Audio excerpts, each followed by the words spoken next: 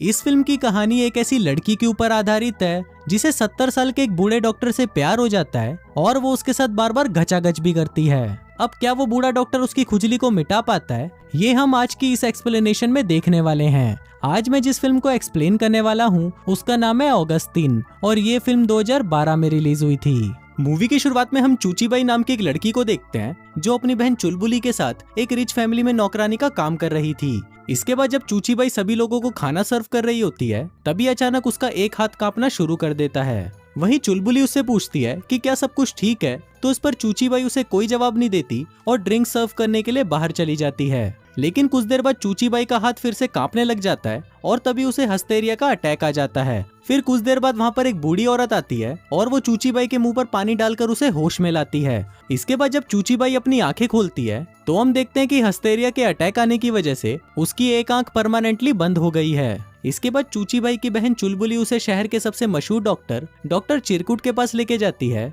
जहाँ पर एक डॉक्टर चूचीबाई के कपड़े उतारकर उसका चेकअप करता है। फिर चेकअप करने के बाद वो डॉक्टर उन्हें बताता है कि हमें चूचीबाई पर और कई तरह के टेस्ट करने होंगे जिसके लिए उसे हॉस्पिटल में ही रहना होगा। अब चूचीबाई के पास भी दूसरा कोई रास्ता नहीं था और वो जल्दी ठीक भी होना चाहती थी, इसलिए वो हॉस्पिटल में रुकने के लिए मान जाती है। इसके बाद वहाँ की एक नर्स चूचीबाई को बताती है कि यहाँ पर रहने वाले पेशेंट्स कुछ ना कुछ काम करते हैं, इसलिए तुम्हें भी यहाँ पर काम करना होगा। वहीं हम देखते हैं कि हॉस्पिटल में रह रही सभी पेशेंट्स ऑलमोस्ट लड़कियां ही थी, जिनमें से कुछ हिस्टेरिया बीमारी की शिकार थी और कुछ तो दिमाग से बिल्कुल पैदल हो चुकी थी। फिर रात को सोते वक्त चूचीबाई भगवान से प्रे करती है कि भगवान उसे जल्दी ठीक कर दो, क्योंकि उसे लग रहा था कि जरूर उसने कोई पाप किया है जिसकी सजा भगवान उसे दे रहा है। फिर अगली सुबह हम डॉक्टर चिरकुट को देखते हैं जो सभी औरतों का चेकअप कर रहा था। उन सभी औरतों में चूचीबाई भी थी जो अपना नंबर आने का वेट कर रही थी, लेकिन जब तक उसका नंबर आता उससे पहले ही डॉक्टर चिरकुट का टाइम खत्म हो जाता है और वो वहाँ से चला जाता है। इसके बाद हम चूचीबाई को देखते हैं जो बाकी औरतों के साथ किचन में काम कर रही थी, लेकिन तभी सभी औरतों के पिछवाड़े में अचानक चुल मचती है और वो सभी भागते हुए खिड़की के पास जाकर बाहर देखने लगती हैं। दरअसल वो सभी औरतें डॉक्टर चिरकुट को बाहर जाते हुए देख रही थी। अब ये देखकर हम व्यूवर्स को पता चलता है कि डॉक्टर चिरकुट का छोटा चिरकुट इतना बड़ा था कि सभी औरतें उसकी दीवानी हो गई थी।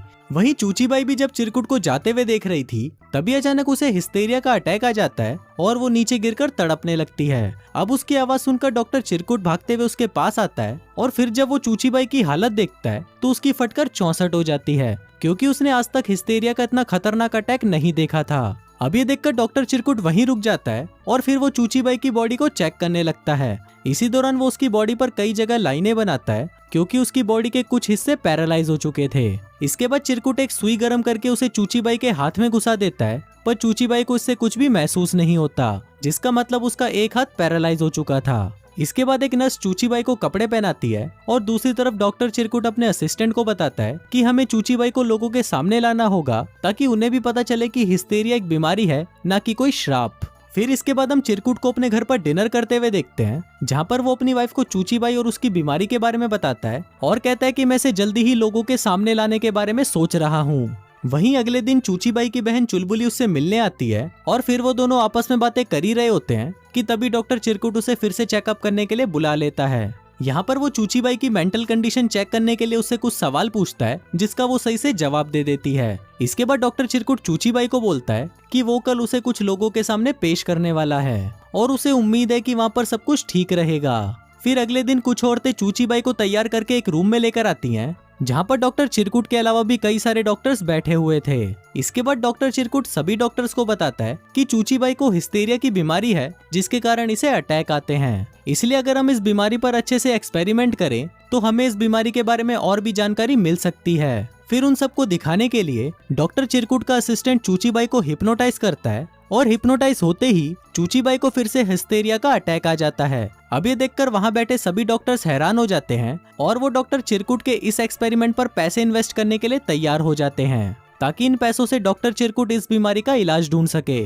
फिर इसके बाद हम डॉक्टर चिरकुट को कुछ मेहमानों के साथ डिनर करते हुए देखते हैं, जहाँ पर सभी लोग सिर्फ चूचीबाई के बारे में ही बातें कर रहे थे कि उसको अटैक आने पर वो काफी अजीब हो जाती है। अब चूचीबाई के बारे में बातें सुनकर डॉक्टर चिरकुट को गुस्सा आ जाता है और वो उन्हें कहता है कि कुछ औरतें अटैक आने पर काफी अजीब हरकतें करती हैं, जिन पर उनका कोई कंट्रोल नहीं होता, इसलिए तुम लोगों को चूचीबाई के बारे में ऐसा नहीं बोलना चाहिए। इसके बाद रात को जब डॉक्टर चिरकुट चूचीबाई की फाइल देख रहे थे तभी वो उसे देखकर मुस्कुराने लगते हैं, जिसको देखकर हमें पता चलता है कि डॉक्टर चिरकुट चूचीबाई की तरफ अट्रैक्ट हो रहे हैं। फिर अगले दिन डॉक्टर चिरकुट चूचीबाई का चेकअप करके उसे एक प्राइवेट रूम में ट्रांसफर कर देते हैं। वहां आकर चूचीबाई को भी बहुत अच्छा लगता है, जिसको देखकर हमें पता चलता है कि चूचीबाई भी अब चिरकुट को पसंद करने लगी है। फिर अगले सीन में हम चूचीबाई को एक मुर्गी पकड़ते हुए देखते हैं, जिसके बाद चिरकुट उसे वो मुर्गी मारने के लिए बोलता है। अब चूचीबाई उस मुर्गी को मार तो देती है, लेकिन ऐसा करते ही वो बेहोश हो जाती है। और फिर कुछ देर बाद जब उसे होश आता है तो हम देखते हैं कि उसकी एक आंख जो पहले अटैक से बंद हो गई थी वो अब खुल चुकी है, लेकिन उसका एक हाथ अभी भी पैरालाइज है।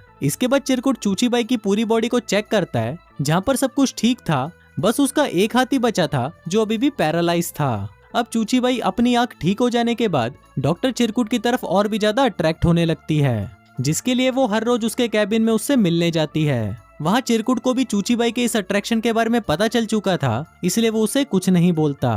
फिर अगले दिन चिरकुट कुछ काम के सिलसिले में शहर से बाहर चला जाता है, जिसके कारण हॉस्पिटल में दूसरे डॉक्टर्स आकर चूचीबाई का इलाज करने लगते हैं। लेकिन चूचीबाई को सिर्फ डॉक्टर चिरकुट का ही छोटा चिरकुट चाहिए था, इसलिए वो दूसरे डॉक्टर से इलाज करवाने के लिए मना कर देती है और किसी पागल औरत की तरह अजीब हरकतें करने लगती है, जिसको देखकर डॉक्टर्स भी उसे उसके रूम में बंद कर देते हैं। अब इसके कुछ दिनों बाद डॉक्टर चिरकुट भी वापस आ जाता है और वहाँ पर एक नर्स उसे बताती है कि आपके जाने के बाद चूचीबाई ने दूसरे डॉक्टर से इलाज करवाने के लिए मना कर दिया और उसने कई दिनों से कुछ खाया भी नहीं है। अभी सुनते ही डॉक्टर चिरकुट सीधा चूचीबाई के रूम में जाता है और उसे अपने हाथों से सूप पिलाने लगता है, जिसे चूचीबाई भी बिना कोई बकचोदी करे पी जाती है। इसी दौरान चूचीबाई चिरकुट के साथ गचागच मचाने के लिए उसके नजदीक आने की कोशिश करती है, पर चिरकुट इससे नाराज हो जाता है और वो चूचीबाई को वहाँ से भगा देता है। पर फिर कुछ देर बाद डॉक्टर चिरकुट के अंदर भी ठरक जागने लगती है, इसलिए वो रात को चुपके से चूचीबाई के रूम में आता है और उसे सोते हुए देखने लगता है। इसके बाद जब वो वापस अपने घर जाता है तो वहाँ पर भी वो सिर्फ चूचीबाई के बारे में ही सोच रहा होता है। फिर अगली सुबह डॉक्टर चिरकुट चूचीबाई के ऊपर एक अलग तरह का एक्सपेरिमेंट ट्राई करता है, जिसके दौरान उसे काफी दर्द होने लगता है। वहीं एक्सपेरिमेंट हो जाने के बाद जब डॉक्टर चिरकुट और चूचीबाई बातें कर रहे थे तब चूचीबाई उसे बोलती है कि आप मुझ पर इतने सारे एक्सपेरिमेंट तो कर रहे हो, पर उसका कोई भी पॉजिटिव रिजल्ट नहीं निकल रहा। ऐसे तो मैं पता नहीं कब तक ठीक हो पाऊंगी। पर इस पर डॉक्टर चिरकुट उसे पूछता है कि तुम ठीक होकर क्या करोगी, तो चूचीबाई उसे बोलती है कि मैं ठीक होकर यहाँ से निकलना चाहती हूँ। अब ये सुनकर डॉक्टर चिरकुट उसे कुछ नहीं बोलता और वहाँ से चला जाता है। फिर घर आने के बाद डॉक्टर चिरकुट को एक चिट्ठी से पता चलता है कि उसे चूचीबाई को फिर से कुछ डॉक्टर्स के सामने पेश करना होगा। फिर अगले दिन चिरकुट इस बारे में चूचीबाई को बताता है तो चूचीबाई को ये सुनकर बिल्कुल भी अच्छा नहीं लगता। फिर अगले दिन कुछ नर्स मिलकर चूचीबाई को तैयार कर देती हैं, पर अब क्योंकि चूचीबाई वहाँ पर नहीं जाना चाहती थी इसलिए वो मौका देखकर वहाँ से भागने की कोशिश करती है, लेकिन इसी दौरान उसका पैर फिसल जाता है और वो सीढ़ियों से गिरकर बेहोश हो जाती है। फिर कुछ देर बाद जब उसे होश आता है तो वो देखते है कि उसका हाथ जो पहले पैरालाइज था वो अब बिल्कुल ठीक हो चुका है। वहीं दूसरी तरफ हम डॉक्टर चिरकुट को देखते हैं जो बाकी डॉक्टर्स को बता रहा था कि आज वो ये बात प्रूफ करके रहेगा कि जिन भी औरतों को हिस्टेरिया की बीमारी है उन्हें ठीक किया जा सकता है। फिर वहाँ पर चूचीबाई को बुलाया जाता है, पर क्योंकि अब उसका हाथ ठीक हो चुका था इसलिए फिर भी वो ऐसा दिखावा करती है कि उसका हाथ अभी भी पैरालाइज है। फिर इसके बाद जब चिरकुट का असिस्टेंट उसे हिप्नोटाइज करने की कोशिश करता है तो चूचीबाई पर इसका कोई असर नहीं होता। पर अब डॉक्टर चिरकुट की बेइज्जती ना हो इसलिए चूचीबाई सबके सामने अटैक आने का नाटक करने लगती है, पर डॉक्टर चिरकुट भी उसको देखकर समझ जाता है कि चूचीबाई नाटक कर रही है। फिर कार्यक्रम कंप्लीट होने के बाद जब चिरकुट अपने कैबिन में वापस आता है तो वो देखता है कि वहाँ पर चूचीबाई आधी नंगी होकर खड़ी हुई है। अब उसको देखकर चिरकुट के अंदर भी ठरक जाग जाती है और फिर वो दोनों वहीं पर ही घचाघच मचाना शुरू कर देते हैं। और फिर कुछ देर घचाघच करने के बाद चूचीबाई भी वहाँ से चली जाती है। फिर फिल्म के लास्ट सीन में हम देखते हैं कि जब डॉक्टर चिरकुट बाकी सभी डॉक्टर्स को गुड बाय बोल रहा था तभी वो वहाँ पर चूचीबाई को देखता है जो एक डॉक्टर बनकर वहाँ से भागने की कोशिश कर रही थी। डॉक्टर चिरकुट उसे वहाँ से जाते हुए देख तो लेता है पर वो उसे रोकने की कोशिश नहीं करता, क्योंकि उसे भी पता चल चुका था कि चूचीबाई अब बिल्कुल ठीक हो चुकी है। अब चूचीबाई उस हॉस्पिटल से निकलने में कामयाब हो जाती है और इसी के साथ ही ये फिल्म यहीं खत्म हो जाती है।